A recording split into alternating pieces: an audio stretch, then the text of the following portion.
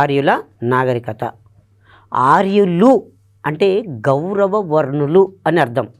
భారతదేశంలో సింధు నాగరికత యొక్క శిథిలాల మీద ఏర్పడిన నాగరికత ఆర్యుల నాగరికత.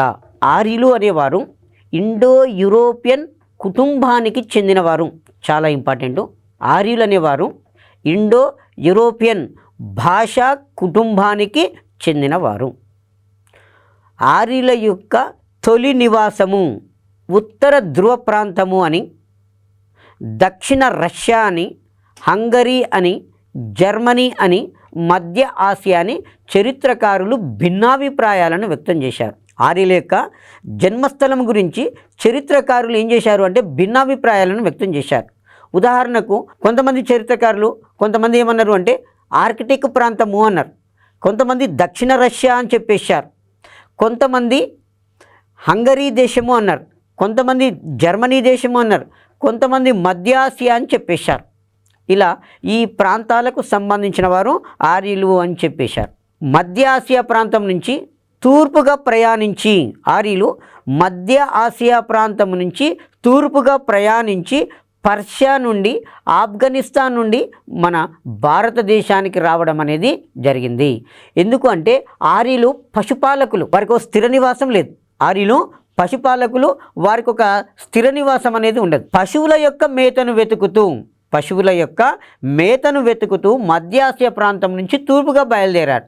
అక్కడి నుంచి ఇరాన్ దేశం నుంచి ఆఫ్ఘనిస్తాన్ నుంచి మన భారతదేశంలోకి రావడం అనేది జరిగింది. భారతదేశంలో వాయవ్య ప్రాంతంలో హిందూ కుష్ పర్వతాలు ఉన్నవి. భారతదేశం యొక్క వాయవ్య ప్రాంతంలో హిందూ కుష్ పర్వతాలు ఉన్నవి. హిందూ కుష్ పర్వతాలలో ఖైబర్ బోలాన్ కనుమలు ఉన్నవి. హిందూ కుష్ పర్వతాలలో ఖైబర్ బోలాన్ కనుమలు ఉన్నాయి. ఈ ఖైబర్ బోలాన్ కనుమల గుండా ఆర్యులు భారతదేశానికి వచ్చారు. కనుమ రెండు దుర్భేద్యమైన పర్వతాల మధ్యన రావటానికి పోవటానికి వీలున్నటువంటి మార్గాన్ని కనుమ అన్నారు. కనుమ మీన్ దారి. సో ఆర్యులు గుంపులుగా, అలలుగా, సమూహాలుగా, లేదా గుంపులు అన్నా, అలలుగా అన్నా, సమూహాలుగా అన్నా ఒకటే. ఆర్యులు మధ్య ఆసియా ప్రాంతం నుంచి క్రీస్తు పూర్వము 2000 సంవత్సరము 1500 సంవత్సరాల మధ్య కాలంలో, క్రీస్తు పూర్వము 2000-1500 సంవత్సరాల మధ్య కాలంలో భారతదేశానికి పశువుల మేతను వెతుకుతూ ఖైబర్ బోలాన్ కనుమల గుండా రావడం అనేది జరిగింది. భారతదేశానికి ఆర్యులు వచ్చిన తర్వాత మొట్టమొదటిసారిగా స్థిరపడినటువంటి ప్రాంతము సప్త సింధు ప్రాంతము. ఆర్యులు భారతదేశంలో మొట్టమొదటిసారిగా స్థిరపడిన ప్రాంతం ఏంటి అంటే సప్త సింధు ప్రాంతం. సప్త అంటే 7, సింధు నది, దానికి 5 ఉపనదులు ఉన్నాయి. జీలం, చీనాబ్, రావి, బిఎస్, సట్లజ్. జీలం, చీనాబ్, రావి, బిఎస్, సట్లజ్ ఇవి సింధు నది యొక్క ఉపనదులు. సింధు నది 1, 5 ఉపనదులు 6 అయినాయి. మరొక 7వ నది సరస్వతి నది. ఈ భారతదేశం యొక్క వాయవ్య ప్రాంతంలో ఈ పంజాబు సింధు ప్రాంతాన్ని సప్త సింధు ప్రాంతము అంటాం. మొట్టమొదటిగా సప్త సింధు ప్రాంతంలో స్థిరపడడం అనేది జరిగింది. ఆ తర్వాత భారతదేశంలో స్థిరపడిన తర్వాత ఆర్యులు రచించిన గ్రంథాలను వేదాలు అన్నాం. వేదము అనే పదము విద్ అనే సంస్కృత పదం నుండి పుట్టింది. వేదము అనే పదము విద్ అనే సంస్కృత పదం నుండి పుట్టింది. విద్ అంటే అర్థము తెలుసుకొనుట అని అర్థం. విద్ అంటే మీనింగు తెలుసుకొనుట. వేదము అనగా జ్ఞానము. ఇది చాలాసార్లు కాంపిటేటివ్ ఎగ్జామ్లో అడుగుతున్నాడు. వేదము అనగా జ్ఞానం. వేదం అంటే అర్థమైంది జ్ఞానము, మైండ్లో పెట్టుకోండి. తర్వాత వేదాలు మొత్తము 4. ఈ వేదాలు సంస్కృత భాషలో ఉన్నవి. వేదాలు 4. మొట్టమొదటి వేదము ఋగ్వేదము, యజుర్వేదము, సామవేదము, అథర్వణ వేదం. వేదాలు మొత్తము 4 ఉన్నాయి. అందులో ఫస్ట్ వన్ ఋగ్వేదం, సెకండ్ వన్ యజుర్వేదం, థర్డ్ వన్ సామవేదం, ఫోర్త్ వన్ అథర్వణ వేదము. వేదాలు ఏ భాషలో ఉన్నాయి? సంస్కృత భాషలో ఉన్నాయి. ఆర్యుల భాష సంస్కృతం. అయితే ఇక్కడ మనకు ఎగ్జామినేషన్లో ఈ క్రింది భాషలలో ఇండో యూరోపియన్ కుటుంబానికి చెందిన భాషలను గుర్తించము. Very important. సంస్కృతము, పంజాబీ, హిందీ, బెంగాలీ అండ్ మరాఠీ. సంస్కృతము, పంజాబీ, హిందీ, బెంగాలీ, మరాఠీ ఇవన్నీ కూడా ఇండో యూరోపియన్ భాషా కుటుంబానికి చెందినవి. అయితే కొన్నిసార్లు ఏమంటాడంటే సంస్కృతం నుంచి పుట్టినటువంటి భాషలని కూడా అంటాడు. దానికంటే ముఖ్యంగా ఇండో యూరోపియన్ భాషా కుటుంబానికి చెందిన భాషలు. ద్రావిడ భాషలు వేరు, ఇండో యూరోపియన్ భాషలు వేరు. భారతదేశంలో మాట్లాడుతున్నవి. దక్షిణ భారతదేశంలో తమిళనాడు, తెలుగు రాష్ట్రాలు, కర్ణాటక, కేరళ రాష్ట్రాలలో మాట్లాడుతున్నటువంటి భాషలు ద్రావిడ భాషలు. తెలుగు, తమిళము, కన్నడము, మలయాళం ద్రావిడ భాషలు.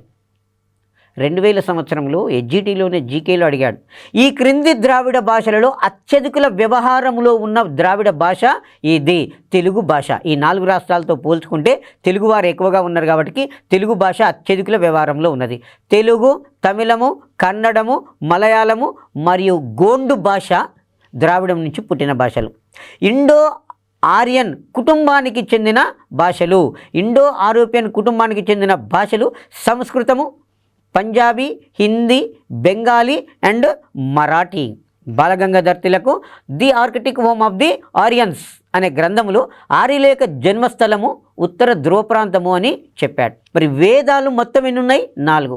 అందులో మొట్టమొదటి వేదం ఏంటంటే ఋగ్వేదము. మొట్టమొదటి వేదము ఋగ్వేదము. ఎగ్జామ్లో ఎట్ని అడుగుతాడు, వేదాలలో మొట్టమొదటి వేదము ఋగ్వేదము, వేదాలలో అతి ప్రాచీనమైన వేదము ఋగ్వేదము అని చెప్పేస్తాం. ఋగ్వేదములో ఈ వర్ణ వ్యవస్థ ఏర్పాటు గురించి చెప్పబడింది.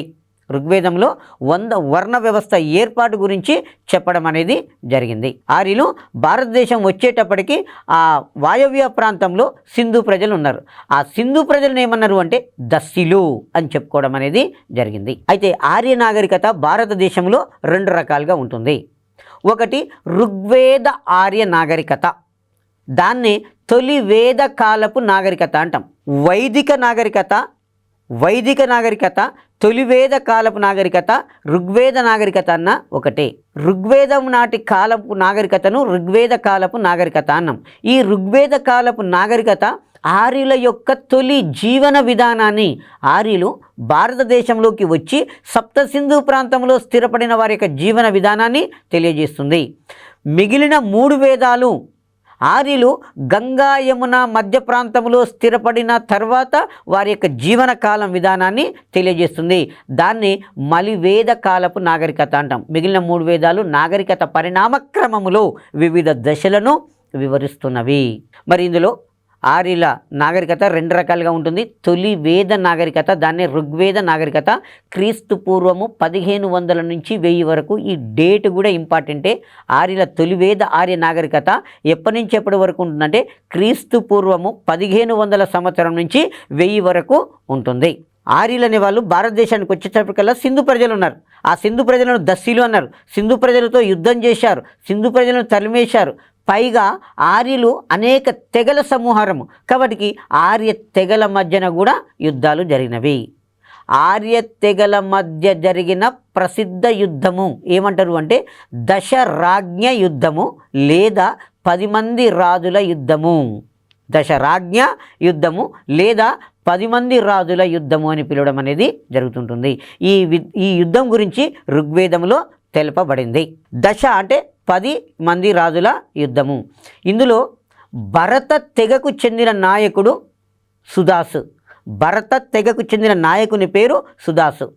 సుదాసుడు ప్రధాన బ్రాహ్మణ పదవిలో విశ్వామిత్రుని నియమించుకున్నాడు. ఆ విశ్వామిత్రుని ద్వారా ఆయన అనేకమైనటువంటి విజయాలు సాధించాడు. ఆ తర్వాత విశ్వామిత్రుని ప్రధాన బ్రాహ్మణ పదవి నుంచి తొలగించేసి వశిష్ఠుని తన ప్రధాన బ్రాహ్మణిగా నియమించుకున్నాడు. సుదాసు విశ్వామిత్రుని బ్రాహ్మణ పదవి నుంచి తొలగించేసి వశిష్ఠుడు అనేవాడిని తన ప్రధాన బ్రాహ్మణిగా నియమించుకున్నాడు. అందుకు విశ్వామిత్రుడు కోపించి ఆర్యులలో 10 తెగలను ఏకం చేసి ఈ భరత తెగతో యుద్ధం చేయించాడు. యుద్ధాన్ని 10 తెగలు ప్లస్ భరత తెగకు యుద్ధం జరిగింది. యుద్ధంలో 10 ఆర్య తెగలు ఓటమి చెందినాయి.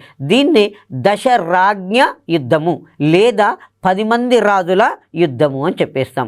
ఈ యుద్ధంలో భరత తెగ విజయం సాధించింది. కాబట్టి మన దేశానికి భరత తెగ పేరు మీదుగా భారతదేశము అనే పేరు వచ్చింది. భారతదేశం యొక్క వాయవ్య ప్రాంతంలో సింధు నది ఉన్నది. సింధు నదిని ఆంగ్లంలో ఇండస్ నది అంటారు. ఇండస్ నది పేరు మీదుగా ఇండియా అనే పేరు రావడం అనేది జరిగింది. ఇండస్ నది పేరు మీదుగా ఇండియా అనే పేరు రావడం అనేది జరిగింది. ఇండియా అని భారతదేశాన్ని ఎవరు పిలిచారంటే ఇంగ్లీష్ వారు పిలవడం అనేది జరిగింది. అరబ్బులు లేదు ముస్లిం విజేతలు భారతదేశానికి వచ్చినప్పుడు భారతదేశం యొక్క వాయవ్య ప్రాంతంలో సింధు నది ఉన్నది. వాళ్ళు సింధు నది అనక హిందూ నది అన్నారు. కాబట్టి వాళ్ళు దాని పేరు మీదుగా హిందుస్థాన్ అని పిలవడం అనేది జరిగింది. ముస్లిం విజేతలు అరబ్బులు మన దేశాన్ని ఏమన్నారు? హిందుస్థాన్ అన్నారు. బ్రిటిష్ వాళ్ళు ఏమన్నారు? ఇండియా అన్నారు. భరతుడు పరిపాలించాడు కాబట్టి మన దేశానికి ఏమొచ్చింది? భారతదేశము అనే పేరు రావడం అనేది జరిగింది. ఆర్యులకు ప్రధానమైన జంతువు గోవు. ఆర్యులకు ప్రధానమైన జంతువు గోవు. ఈ గోవు కొరకు యుద్ధాలు జరిగేవి. దానిని ఏమనేవారు అంటే గవిష్టి అన్నారు. చాలా ఇంపార్టెంట్ అండి. గవిష్టి అనగా ఆర్య తెగల మధ్యన గోవుల కొరకు జరిగిన యుద్ధము గవిష్టి అని చెప్పేస్తాం. గోవును వినిమయ మాధ్యమంగా కూడా ఉపయోగించేవాళ్ళు. అంటే ఆర్థికంగా కులమానంగా దాన్ని ఉపయోగించుకోవడం అనేది జరిగింది. ఆర్యుల యొక్క ప్రధానమైన జంతువు గోవు. సింధు ప్రజల యొక్క ప్రధానమైన జంతువు మూపురం గల ఎద్దు. ఆర్యుల ప్రధానమైన జంతువు గోవు. గోవుల కొరకు యుద్ధాలు జరిగినవి. ఆ యుద్ధాన్ని ఏమన్నారు? గవిష్టి అన్నారు. గోవుల మందలను ఫనీ అనే ఒక దోపిడి వారు దొంగిలించేవారు. ఫనీ అనే ఒక జాతి వారు గోవు మందులను దొంగిలించేవారు. ఆ ఫనీ అనే జాతితోటి కూడా ఆర్యులు యుద్ధాలు చేయడం అనేది జరిగింది. ఈ ఋగ్వేదములో గణరాజ్యాల యొక్క ప్రస్తావన ఉన్నది. గణరాజ్యాలు ఇక్కడ వంశపారపర్యమైనటువంటి రాజరికం కాకుండా ప్రజలు ఎన్నుకున్నటువంటి ప్రభుత్వాలు అనేవి ఉన్నవి. సో కాబట్టి తొలి వేద నాగరికత కాలంలో గణరాజ్యాలు ఉన్నవి. తొలి వేద నాగరికత కాలంలో ఉన్నటువంటి ఆర్య నాగరికత గణరాజ్యాలతో కూడుకున్నటువంటిది. ఆర్య తెగల నాయకుడిని ఏమంటారు? రాజన్ అంటారు. ఆర్య తెగల నాయకుడిని ఏమంటారండి? రాజన్ అని పిలుస్తారు. ఈ రాజన్ అనేవాడు యుద్ధ సమయాలలో సైన్యాన్ని నడిపేవాడు. ఆర్య తెగల నాయకుడు రాజన్. రాజను యుద్ధ సమయాలలో సైన్యాన్ని నడపడం అనేది జరుగుతూ ఉండేది. తర్వాత ఈ రాజనుకు సహాయపడే ఉద్యోగులు, రాజనుకు పరిపాలనలో సహాయపడే ఉద్యోగులు ముగ్గురు ఉన్నారు. పురోహితుడు, సేనాని, గ్రామని. Very important. రాజనుకు పరిపాలనలో సహాయపడే ఉద్యోగులు పురోహితుడు, సేనాని, గ్రామని అని చెప్పేవాడు.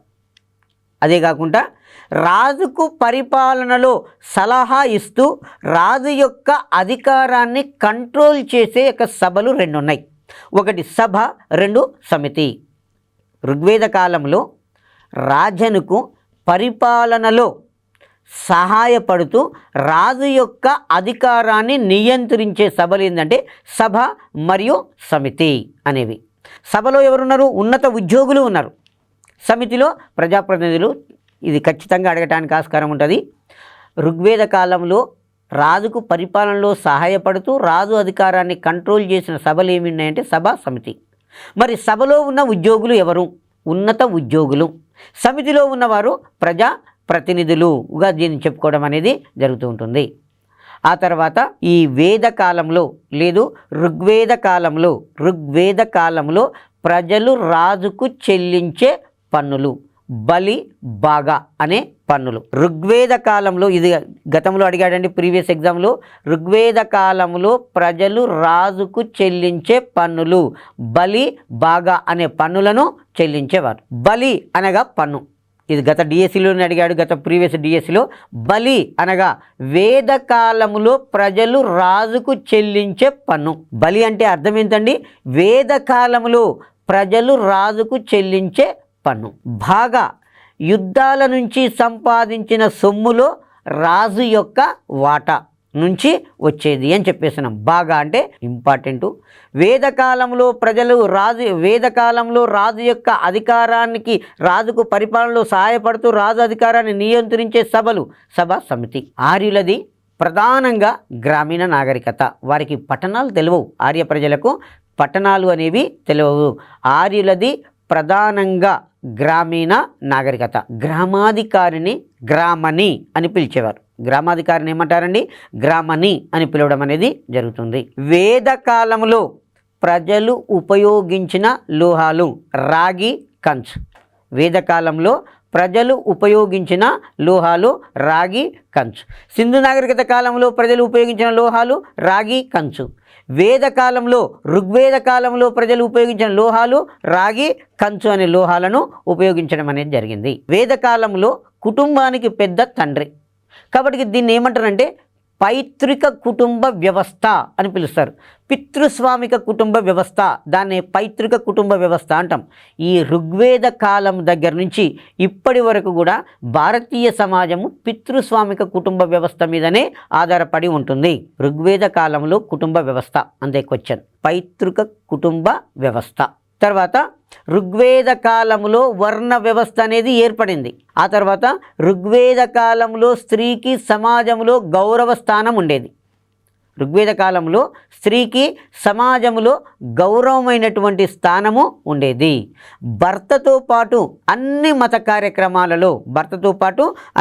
కార్యకలాపాలలో స్త్రీలు పాల్గొనేవారు.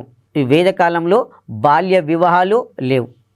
స్వయంవర వివాహాలు అమలులో ఉండేవి. స్వయంవరం, ఈ అమ్మాయికి యుక్త వయసు వచ్చిన తర్వాత వివాహం చేయాలని తండ్రి నిర్ణయించుకున్నప్పుడు ఒక చాటింపు వేసేవాడు. ఫలానా వ్యక్తి తన కూతురుకు వివాహం చేయదలుచుకున్నాడు. ఎవరైతే ఆ అమ్మాయిని వివాహం చేసుకోదలుచుకున్న యువకులు ఎవరైతే ఉన్నారో వచ్చి ఆ రాజు పెట్టే యొక్క విద్యలలో మీరు పాల్గొని ఎవరైతే విజేత అవుతున్నారో ఆ యువకునికి ఈ అమ్మాయిని ఇచ్చి వివాహం చేయడం అనేది జరుగుతుంది అని ప్రకటించేవారు. అది స్వయంవర వివాహం. ఇంకా దీన్ని ఒక రకంగా చెప్పాలంటే అమ్మాయికి నచ్చితేనే వివాహము అని చెప్పేస్తాం.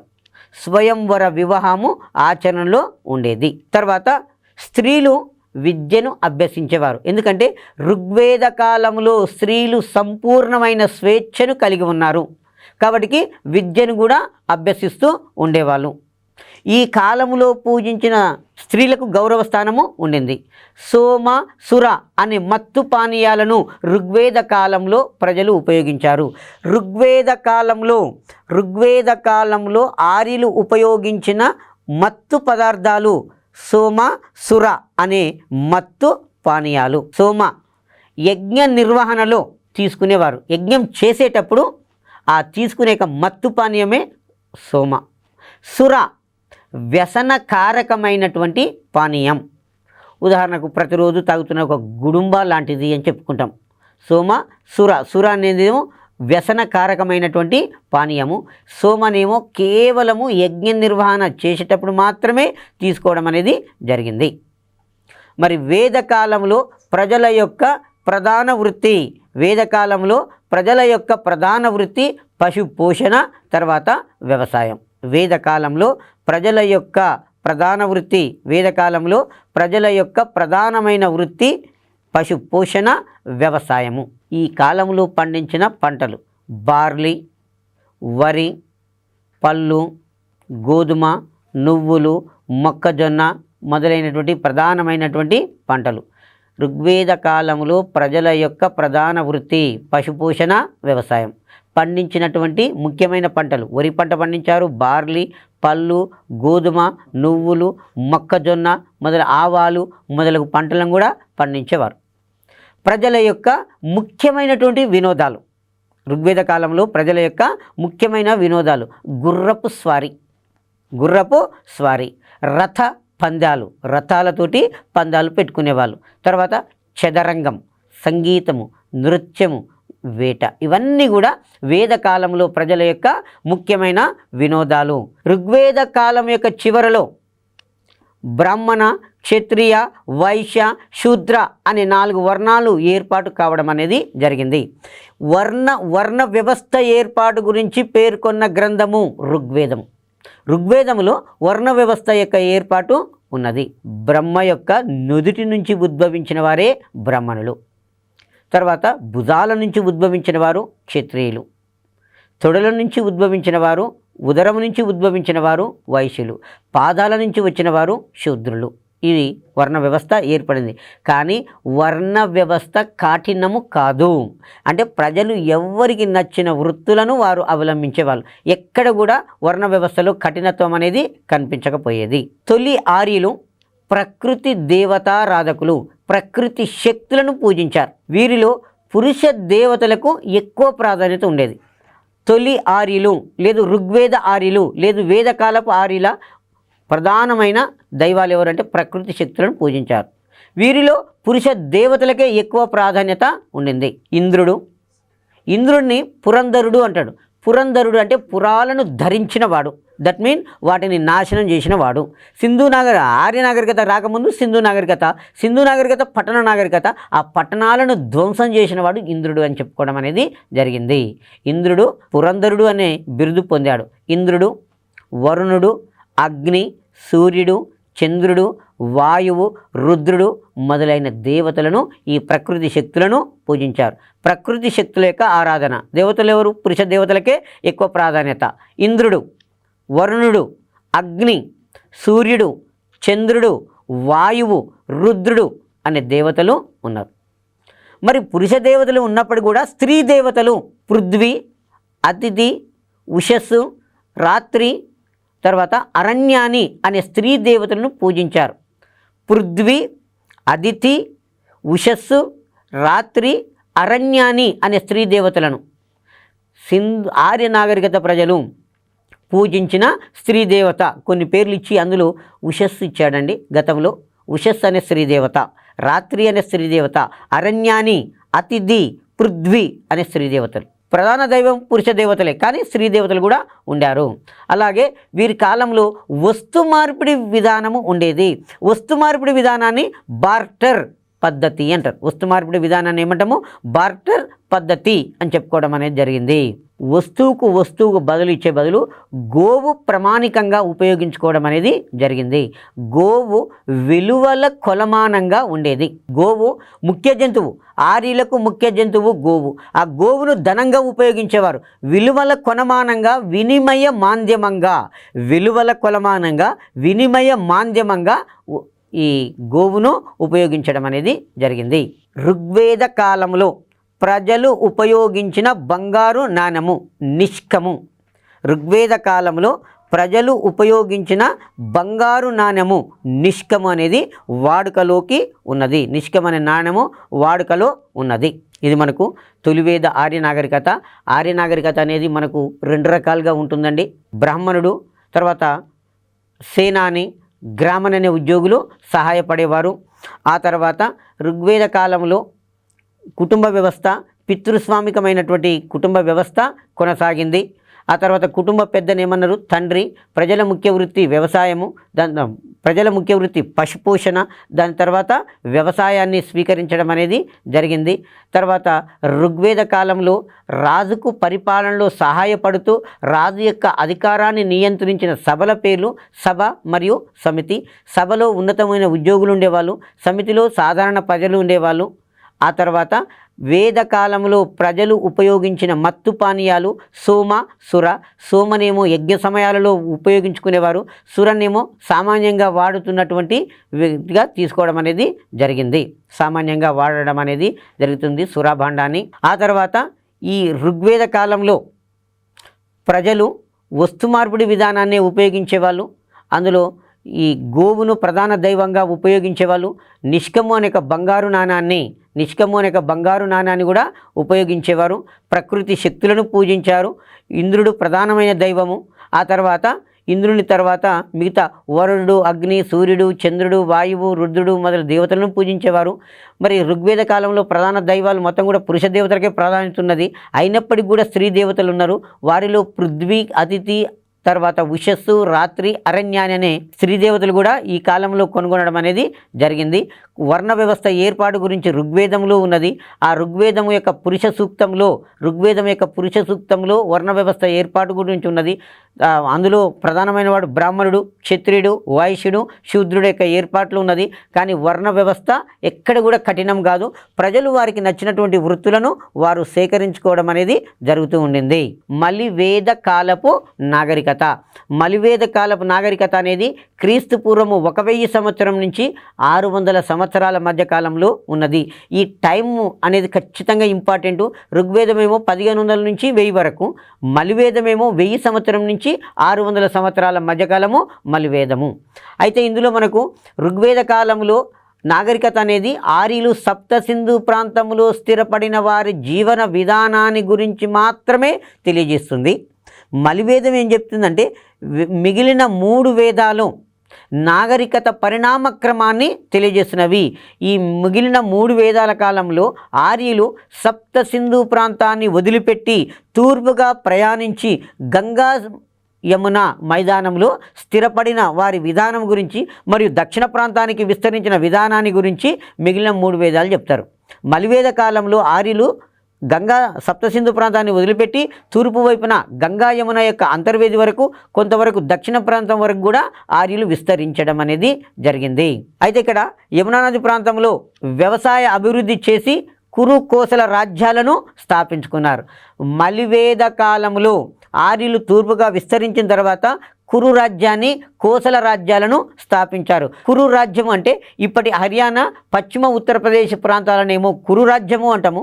కోసల రాజ్యము అంటేనేమో తూర్పు ఉత్తరప్రదేశ్ను కోసల రాజ్యము అంటాం. తూర్పు ఉత్తరప్రదేశ్ను కోసల రాజ్యము, పశ్చిమ ఉత్తరప్రదేశ్, హర్యానా ప్రాంతాలను కురు రాజ్యాలుగా చెప్పుకోవడం అనేది జరుగుతుంది.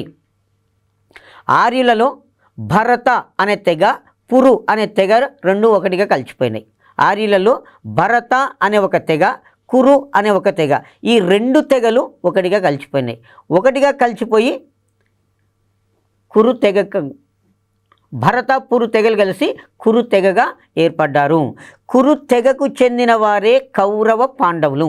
కురు తెగకు చెందినవారు కౌరవ పాండవులుగా చెప్పుకోవడం అనేది జరుగుతుంటుంది. ఈ కురు తెగవారు ఇప్పటి పశ్చిమ ఉత్తరప్రదేశ్ మరియు హర్యానా ప్రాంతంలో, పశ్చిమ ఉత్తరప్రదేశ్, హర్యానా ప్రాంతంలో ఒక రాజ్యాన్ని స్థాపించారు. ఆ రాజ్యాన్ని మనము కురు రాజ్యము అని చెప్పాము. ఆ రాజ్యాన్ని మనము కురు రాజ్యంగా దాన్ని పేర్కొనడం అనేది జరిగింది. కురు వంశానికి చెందినవారు కౌరవ పాండవులు. వీరి మధ్య జరిగిన ప్రసిద్ధ యుద్ధము మహాభారత యుద్ధము. వీరి మధ్య జరిగినటువంటి ప్రసిద్ధ యుద్ధం ఏంది? మహాభారత యుద్ధము. ఈ మహాభారత యుద్ధము క్రీస్తు పూర్వము 900 సంవత్సరములో జరిగింది అని చరిత్రకారుల యొక్క అభిప్రాయము. మహాభారత యుద్ధము క్రీస్తు పూర్వము 900 సంవత్సరంలో జరిగింది అని చరిత్రకారుల యొక్క అభిప్రాయం. మహాభారతాన్ని వేదవ్యాసుడు సంస్కృత భాషలో రాశాడు. దీనిలో 1,00,000 శ్లోకాలు ఉన్నవి. మహాభారతంలో 1,00,000 శ్లోకాలు ఉన్నవి. ప్రపంచంలో అతిపెద్ద లిఖిత గ్రంథము మహాభారతం. మహాభారతానికి మరొక పేరు జయ సంహిత.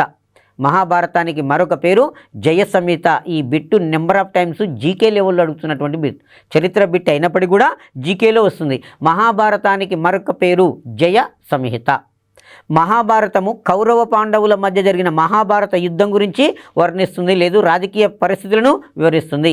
మహాభారతాన్ని సంస్కృత భాషలో వేదవ్యాసుడు రాశాడు. దీనిలో 1,00,000 శ్లోకాలు ఉన్నవి. దీన్నే పంచమ వేదము అని చెప్పేస్తాం. సంస్కృతంలో ఉన్నటువంటి మహాభారతాన్ని తెలుగులోకి నన్నయ్య, తిక్కన, ఎర్రన అనే 3 రాయడం అనేది జరిగింది. నన్నయ్య తెలుగులో ఆదికవి. తూర్పు చాళుక్య రాజైనటువంటి రాజరాజ నరేంద్రుని యొక్క ఆస్థాన కవి నన్నయ్య నారాయణ భట్టు యొక్క సహకారంతో ఆది పర్వము, సభా పర్వాలను, అరణ్య పర్వంలో కొంత భాగాన్ని రాశాడు. మహాభారతంలో ఉన్నటువంటి భాగాలను పర్వాలు అంటాం. ఈ పర్వాలు మొత్తం కూడా 18 ఉన్నాయి. మహాభారతంలో ఉన్న భాగాలను పర్వాలు అంటాము. ఈ పర్వాలు మొత్తం కూడా 18 ఉన్నది. మొదటి 2.5 పర్వాలను నన్నయ్య రాశాడు. నన్నయ్య తర్వాత తిక్కన. ఈ తిక్కన నెల్లూరును పరిపాలించే 2వ మన్మసిద్ధి ఆస్థాన కవి. తిక్కన నెల్లూరును పరిపాలించే 2వ మన్మసిద్ధి ఆస్థాన కవి. 2వ మన్మసిద్ధి దాయాదుల పోరు వలన రాజ్యాన్ని కోల్పోయి సహాయం అర్థిస్తూ తన మంత్రి, తన ఆస్థాన కవి అయినటువంటి తిక్కనను గణపతి దేవుని యొక్క, కాకతీయ చక్రవర్తి గణపతి దేవుని దగ్గరికి పంపిస్తే ఇక్కడికి వచ్చి ఓరుగల్లులో ఉండి ఆ మహాభారతంలో మిగిలిన 13 పర్వాలను, ఆయన మిగిలిన 15 పర్వాలను రాయడం అనేది జరిగింది. అరణ్య పర్వాన్ని మొదలు పెట్టుకుని మొత్తం పర్వాలను పూర్తి చేయడం అనేది జరిగింది. అరణ్య పర్వంలో కొంత రాశారు. ఆ తర్వాత నన్నయ్య, తిక్కన, ఎర్రన. ఈ ఎర్రన రెడ్డి రాజ్య స్థాపకుడైనటువంటి ప్రోలయ వేమారెడ్డి ఆస్థాన కవి. ఈయన మహాభారతాన్ని పూర్తి చేయడం అనేది జరిగింది. సో సంస్కృతంలో ఉన్న మహాభారతాన్ని తెలుగులోకి నన్నయ్య, తిక్కన, ఎర్రన అనే వాళ్ళు అనువదించడం అనేది జరిగింది. మహాభారతం అనేది మహాభారత యుద్ధం గురించి తెలియజేస్తుంది. కౌరవ పాండవుల మధ్యన క్రీస్తుపూర్వం 900 సంవత్సరంలో మహాభారత యుద్ధం జరిగిందని పండితుల యొక్క అభిప్రాయము. మలివేద కాలం యొక్క చివరి దశలో 16 రాజ్యాలు స్థాపించారు ఆర్యులు. వాటిని షోడశ మహాజనపదాలు అని కూడా మనము పిలుచుకోవడం అనేది జరుగుతుంది. ఆ తర్వాత మలివేద కాలం వచ్చే నాటికల్లా సభా సమితి నామమాత్రంగా మిగిలిపోయినాయి. మలివేద కాలంలో సభా సమితి నామమాత్రంగా మిగిలిపోయినాయి. ఋగ్వేదంలో సభా సమితి అధికారాలు బలంగా ఉన్నాయి, రాజును నియంత్రిస్తూ ఉండేవి. కానీ మలివేద కాలం వచ్చేసరికల్లా రాజు యొక్క అధికారము బలపడింది. బలపడి రాజు సామ్రాట్, ఏకరాట్ అనే బిరుదులు పొందాడు. సమ్రాట్, ఏకరాట్ అనే బిరుదులు రాజు పొందడం అనేది జరిగింది. కాబట్టి ఆయన రాజు అధికారం బలపడింది కాబట్టి ఆటోమేటికల్లీ సభా సమితి నామమాత్రంగా మిగిలిపోవడం అనేది జరిగింది. ఆ తర్వాత మనకు వర్ణ వ్యవస్థ ఏర్పాటు గురించి ఏ వేదం చెప్పింది? ఋగ్వేదంలో ఉన్నది. కానీ వర్ణ వ్యవస్థ ఏ కాలంలో ఏర్పడింది అంటే ఋగ్వేద కాలంలో ఏర్పడింది. ఋగ్వేద కాలంలో ఏర్పడింది కానీ కఠినత్వంగా లేదు. కానీ మలివేద కాలం వచ్చేసరికల్లా వర్ణ వ్యవస్థ కఠినమైపోయింది. అంటే ఒక వృత్తిలో ఉన్నవారు మరొక వృత్తిలోకి మారటానికి కూడా వీలు లేనంతగా కఠినత్వం అయిపోయింది. వర్ణ వ్యవస్థ మలివేద కాలంలో కఠినమైంది. వర్ణ వ్యవస్థ ఏర్పడింది ఋగ్వేద కాలంలో. వర్ణ వ్యవస్థ ఏర్పాటు గురించి ఋగ్వేదం పేర్కొంటుంది. కానీ మలివేద కాలంలో వర్ణ వ్యవస్థ బలపడిపోయి కఠినమైపోయి ఆ తర్వాత ఋగ్వేద కాలంలో స్త్రీలకు సంఘంలో సంపూర్ణమైన స్వేచ్ఛ ఉండేది, గౌరవ మర్యాదలు ఉండేది. మలివేద కాలం వచ్చేసరికల్లా స్త్రీ పూర్తిగా తన స్వేచ్ఛను కోల్పోయింది. గౌరవము, స్వాతంత్రాలు తగ్గిపోయినవి. ఈ కాలంలోనే బాల్య వివాహాలు ప్రారంభమైనవి. బాల్య వివాహాలు, బహుభార్యత్వము, సతీ సహగమనం అనేది మలివేద కాలంలో ప్రారంభమైనవి. స్త్రీ స్వేచ్ఛను ఎప్పుడు కోల్పోయింది అంటే మలివేద కాలంలో కోల్పోయి ఈ కాలంలో ముసుగు, పరదా పద్ధతి వాడుకలోకి వచ్చింది. బహుభార్యత్వము వాడుకలోకి వచ్చింది. సతీ సహగమనము ప్రారంభమైంది. బాల్య వివాహాలు ప్రారంభమైనవి. పూర్తిగా స్వేచ్ఛను కోల్పోవడం అనేది జరిగింది. ఆ తర్వాత ఋగ్వేద కాలంలో రాగిని, కంచును ఉపయోగించారు. కానీ మలివేద కాలంలో ఇనుమును కనుగొన్నారు. చాలా ఇంపార్టెంట్ అన్న బిట్టు. ఎగ్జామ్లో అడిగిన క్వశ్చన్ ఏంది అంటే ఇనుమును ఎవరు కనుగొన్నారు? ప్రాచీన ఆర్యులు కనుగొన్నారు. అది ఆన్సర్. ఇనుమును ఎవరు కనుగొన్నారు? ప్రాచీన ఆర్యులు కనుగొన్నారు. కానీ ఇనుము ఏ కాలంలో కనుగొనబడింది? మలివేద కాలంలో కనుగొనబడింది. ఇనుము అనేది ఎప్పుడు కనుగొనబడింది? మలివేద కాలంలో ఇనుము కనుగొనడం అనేది జరిగింది. గంగా నది మైదాన ప్రాంతంలో, ఇప్పుడు మగధ ప్రాంతంలో ఇనుప గనులు బయటపడినవి. ఈ ఇనుప గనులు బయటపడింది. ఇనుమును వ్యవసాయ రంగానికి ఉపయోగించారు. పంటలు బాగా పండటానికి ఆస్కారం ఏర్పడింది. ఆ తర్వాత బంగారము, రాగి, కంచు, తగరము, సీసము, వెండి మొదలగు లోహాలను కూడా మలివేద కాలంలో ఉపయోగించడం అనేది జరిగింది. బంగారము, రాగి, తగరము, సీసము, వెండి మొదలగు లోహాలను మలివేద కాలంలో ఉపయోగించారు. ప్రజల యొక్క ప్రధాన వృత్తి వ్యవసాయము, పశుపోషణ. ప్రజల యొక్క ప్రధాన వృత్తి ఏంది? వ్యవసాయము, పశుపోషణ. ఋగ్వేద కాలములో ప్రజల యొక్క ప్రధాన వృత్తి పశుపోషణ, వ్యవసాయం. మలివేద కాలములో ప్రజల యొక్క ప్రధాన వృత్తి వ్యవసాయము, పశుపోషణ. ఇక్కడ కన్ఫ్యూజ్ కానవసరం లేదు. ఋగ్వేద కాలంలో ప్రధాన వృత్తి అంటే పశుపోషణ వచ్చింది, తర్వాతనే వ్యవసాయం వచ్చింది. మలివేద కాలంలో ప్రధాన వృత్తి అంటేనేమో వ్యవసాయం వచ్చింది, పశుపోషణ వచ్చింది. మరి ఋగ్వేద కాలంలో ప్రజలు ఉపయోగించిన లోహాలు రాగి, కంచు. మలివేద కాలంలో ఇనుమును కనుగొనడం అనేది జరిగింది. చాలా ఇంపార్టెంట్ బిట్టు. మలివేద కాలంలో ఇనుమును కనుగొనడం అనేది జరిగింది. దాన్ని వ్యవసాయ రంగంలో ఉపయోగించడం అనేది జరిగింది. రాజు సామ్రాట్ అనే బిరుదు ధరించాడు. ఏకరాట్ అనే బిరుదు, సామ్రాట్, ఏకరాట్ అనే బిరుదులు ధరించి పూర్తిగా అధికార బాధ్యతలు స్వీకరించి అశ్వమేధ యాగము, రాజసూయ యాగము, వాజపేయ యాగాలను నిర్వహించాడు. మలివేద కాలంలో రాజు నిర్వహించిన యాగాలు అశ్వమేధ యాగము, రాజసూయ యాగము, వాజపేయ యాగము అని చెప్పేస్తాం. వాజపేయ యాగము తన దాయాదులను అణచివేయటానికి తన దాయాదులను అణిచివేయటానికి, అంటే తన అధికారానికి ఎవరైతే పోటీగా వస్తున్నారో వాళ్ళని అణిచివేయటానికి చేసే యాగానే వాజపేయ యాగము అంటాం. అప్పుడప్పుడు ఈ రాజరికంలో అన్నం చంపి తమ్ముడు అధికారంలోకి రావడము, తండ్రిని చంపి కొడుకు అధికారంలోకి రావడం మనము సహజంగా చూడడం అనేది జరుగుతుంటుంది. భారతదేశ చరిత్రలో మగధ రాజ్యాన్ని పరిపాలించిన మొట్టమొదటి రాజవంశము హర్యాంక వంశం. భారతదేశ చరిత్రలో మొట్టమొదటి రాజ్యము మగధ రాజ్యం. మగధ రాజ్య ఔన్నత్యానికి పునాదులు వేసిన రాజవంశం హర్యాంక వంశం. హర్యాంక వంశ స్థాపకుడు బింబిసారుడు. బింబిసారుని వాని కుమారుడు అజాతశత్రువు చంపాడు. అలాగే అజాతశత్రువు తన కుమారుని చేతిలో చనిపోతాడు. ఇలా ఆ వంశంలో ఉన్న 5 రాజులు కూడా పితృ హంతకులుగానే చెప్పుకోవడం అనేది జరుగుతుంటుంది. ఆ తర్వాత మనం గుప్త సామ్రాజ్యాన్ని తీసుకుంటే రామగుప్తుని చంపి వాని తమ్ముడు 2వ చంద్రగుప్త విక్రమాదిత్యుడు అధికారంలోకి రావడం అనేది జరుగుతుంది. రామగుప్తుని చంపి అతని తమ్ముడు 2వ చంద్రగుప్తుడు విక్రమాదిత్యుడు అధికారంలోకి వస్తాడు. కాబట్టి తన సింహాసనానికి ఎవరైతే పోటీగా ఉన్నారో, తన రాజకీయ అధికారానికి ఎవరైతే పోటీగా ఉన్నారో వాళ్ళందరికీ కూడా భయం కలపటానికి రాజు చేసే యాగమే వాజపేయ యాగము అంటున్నాం. వాజపేయగం అంటే తన అధికారానికి పోటీగా ఉన్నటువంటి దాయాదులను భయపెట్టియటానికి చేసే యాగమే వాజపేయ యాగము. మరొకటి రాజసూయ యాగము. రాజసూయ యాగము రాజు తన ఆర్థిక పరిస్థితిని మెరుగుపరుచుకోవటానికి చేసే యాగము రాజసూయ యాగము. ఆర్థిక స్థితిని మెరుగుపరుచుకోవటానికి చేసేది రాజసూయ యాగము. 3వది అశ్వమేధ యాగము.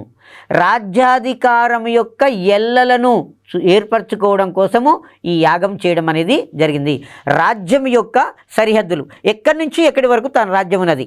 ఒక అశ్వాన్ని అలంకరించి దానికి కొన్ని డిమాండ్లు పెట్టేస్తారు. డిమాండ్లను పెట్టి కొంతమంది సైనికులను ఆ అశ్వం వెంబడి తోలుతారు. ఆ అశ్వము ఎంత మేర తిరుగుకుంటూ వస్తే అంత మేర ఈయన యొక్క రాజ్యము. ఒకవేళ ఆ అశ్వాన్ని ఏదైనా రాజ్యంలోకి పోయినప్పుడు ఆ రాజు ఈ అశ్వాన్ని బంధించినప్పుడు అందులో సైనికుడు వచ్చి రాజుకు తెలియజేసినట్లయితే ఈ రాజు పోయి ఆ రాజుతో యుద్ధం చేసేవాడు. ఆ యుద్ధంలో ఈ రాజు గెలిస్తే అవతల రాజు యొక్క రాజ్యం మొత్తం ఈయనకే వచ్చేది. లేదు ఈయనే ఓడిపోతే రాజ్యం అవతల రాజుకు కోల్పోవడం అనేది జరుగుతుండేది. ఇలా రాజ్యం యొక్క సరిహద్దులను లేదు రాజ్యం యొక్క ఎల్లలను నిర్వహించుకోవడం కోసం చేసే యాగమే అశ్వమేధ యాగము. వాజపేయ యాగము, రాజసూయ యాగము, అశ్వమేధ యాగము. వాజపేయ యాగము తన దాయాదులను అణచడానికి చేసేది.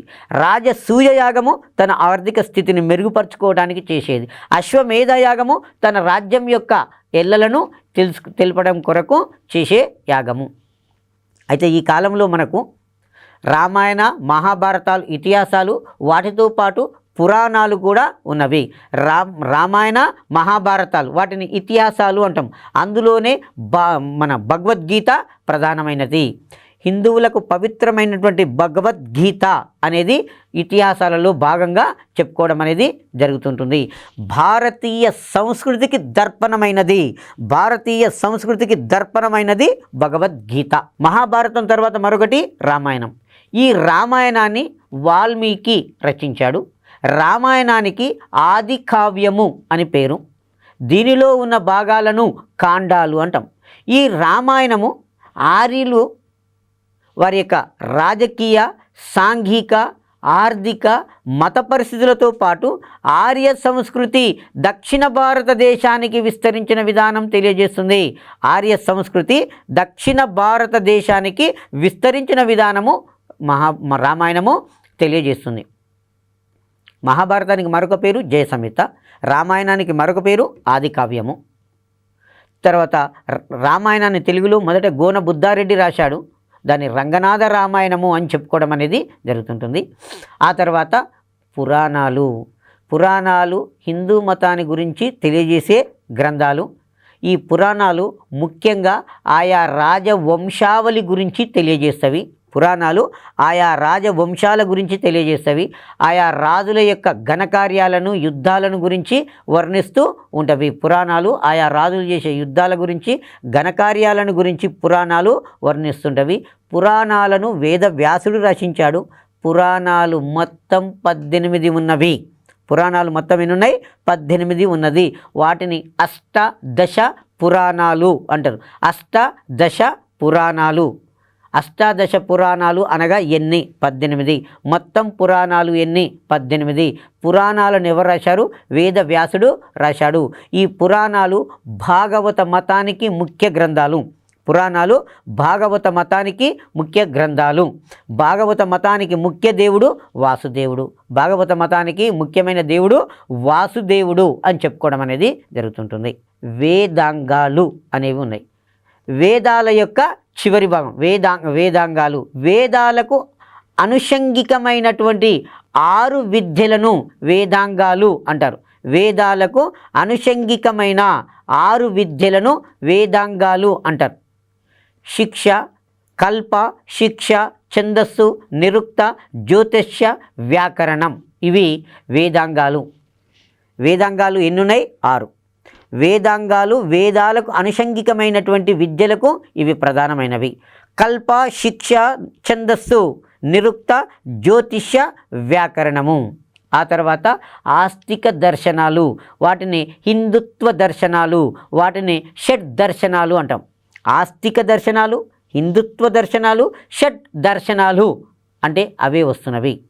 న్యాయము, సాంఖ్యము, వైశేషికము, యోగము, పూర్వమీమాంస, ఉత్తర మీమాంస లేదా వేదాంతం అని చెప్పేస్తాం. న్యాయం, సాంఖ్య, వైశేషికము, యోగము, పూర్వమీమాంస, ఉత్తరమీమాంస. ఉత్తరమీమాంసకి మరొక పేరు ఏంటంటే వేదాంతం అని చెప్పుకోవడం అనేది జరుగుతూ వస్తుంటుంది. అయితే ఎగ్జామ్లోకి వచ్చాను. ఈ క్రింది వారిలో వేదాంగము కాని దానిని గుర్తించము. ఈ క్రింది వానిలో వేదాంతమును గుర్తించము అని ఇలా క్వశ్చన్ ఇస్తాడు. ఈ క్రింది వానిలో ఆస్తిక దర్శనమును గుర్తించము. ఆస్తిక దర్శనము కాని దానిని గుర్తించము ఇస్తాడు. ఇలా ఇచ్చినప్పుడు మనలా కన్ఫ్యూజింగ్ చేస్తాడు. కాబట్టి మనకు ఇందులో వేదాంగాలు ఎన్ని ఉన్నాయి? 6 ఉన్నవి. కల్ప, శిక్ష, ఛందస్సు, నిరుక్త, జ్యోతిష్య, వ్యాకరణము. ఆస్తిక దర్శనాలు లేదా హిందుత్వ దర్శనాలు ఎన్ని ఉన్నాయి? 6 ఉన్నవి. న్యాయము, సాంఖ్య, వైశేషిక, యోగము, పూర్వమీమాంస, ఉత్తరమీమాంస లేదా వేదాంతము. ఈ 6 వేదాంతానికి ఎక్కువ ప్రచారం ఉన్నది. ఈ 6 వేదాంతానికి ఎక్కువ ప్రచారం అనేది ఉన్నది. ఈ మలివేద కాలంలో ప్రజలు ఉపయోగించినటువంటి నాణాలు శతమానము, కర్షాపనము. ఋగ్వేద కాలంలో ప్రజలు ఉపయోగించిన బంగారు నాణెము నిష్కము. మలివేద కాలంలో ప్రజలు ఉపయోగించిన నాణాలు శతమానము, కర్షాపనము. శతమానము, కార్షాపనము అనేది మలివేద కాలంలో ప్రజలు ఉపయోగించినటువంటి నాణాలు. ఈ కాలంలో ప్రజలు మెసపటోమియా మొదలగు దేశాలతోటి వర్తక వాణిజ్య సంబంధాలను నెలకొల్పుకోవడం అనేది జరుగుతుంది. ఏ దేశంతో? మెసపోటేమియాను ఇప్పుడు ఏమంటున్నామంటే మనము ఇరాక్ దేశము అని పిలుస్తున్నాం. మెసపోటేమియాను ఇప్పుడు ఏమంటున్నామండి? ఇరాక్ దేశము అని చెప్పుకోవడం అనేది జరుగుతూ ఉంటుంది. ఐతరేయ బ్రాహ్మణము. ఋగ్వేదంలో ఐతరేయ బ్రాహ్మణం అనేది ఉంటుంది. ఐతరేయ బ్రాహ్మణము క్షత్రియులను ప్రథమ వర్గంగా పేర్కొనడం అనేది జరుగుతుంటుంది. అయితే మనకి ఇక్కడ ఋగ్వేద కాలంలో వర్ణ వ్యవస్థ ఏర్పడింది. ఫస్ట్ బ్రాహ్మణులు, తర్వాత క్షత్రియులు, 3 వైశ్యులు, 4 శూద్రులు అనేది ఉంటుంది. బ్రాహ్మణులు వేద విద్యా పారంగతులై రాజుగారికి గురువుగా ఉండేవారు. తర్వాత క్షత్రియులు రాజ్య పరిపాలనా వ్యవహారాలు నిర్వహించేవారు. క్షత్రియుల యొక్క విధానం ఏంటంటే రాజ్య పరిపాలనా వ్యవహారాలను నిర్వహించడం అనేది జరుగుతుండేది. ఆ తర్వాత 3వది వైశ్యులు వర్తక వ్యాపారం నిర్వహిస్తూ వ్యవసాయం కూడా చేసేవారు. వర్తక వ్యాపారం చేస్తూ వ్యవసాయం కూడా చేసేవారు. శూద్రులు పై 3 వర్ణాలకు సేవ చేసేవారు. బ్రాహ్మణులు, క్షత్రియులు, వైశ్యులు, శూద్రులు. ఈ 4 వర్ణాలు ఎప్పుడు ఏర్పడ్డాయి? ఋగ్వేద కాలంలో ఏర్పడ్డాయి. మలివేద కాలంలో కఠినమైపోయింది. మలివేద కాలంలో కఠినమైపోవడం అనేది జరిగింది. ఎవరెవరు ఏ వృత్తులు చేసేవారు? బ్రాహ్మణులు వేద విద్య పారంగతులుగా ఉండి రాజుకు సహాయపడేవాళ్ళు. క్షత్రియులు రాజ్య పరిపాలన చేసేవాళ్ళు. వైశ్యులు వర్తక వ్యాపారం చేస్తూ వ్యవసాయం చేసేవారు. శూద్రులు పై 3 వర్ణాలకు సేవ చేయడం అనేది జరిగింది. ఈ కాలం యొక్క చివరి దశలో రచించినటువంటి గ్రంథాలు అరణ్యకాలు, ఉపనిషత్తులు. అరణ్యకాలు వన సాహిత్యము అంటాం వీటిని. అరణ్యాల పోయి చదువుకునే గ్రంథాలనే వన సాహిత్యము, అరణ్యకాలు అని పిలుచుకోవడం అనేది జరుగుతుంటుంది.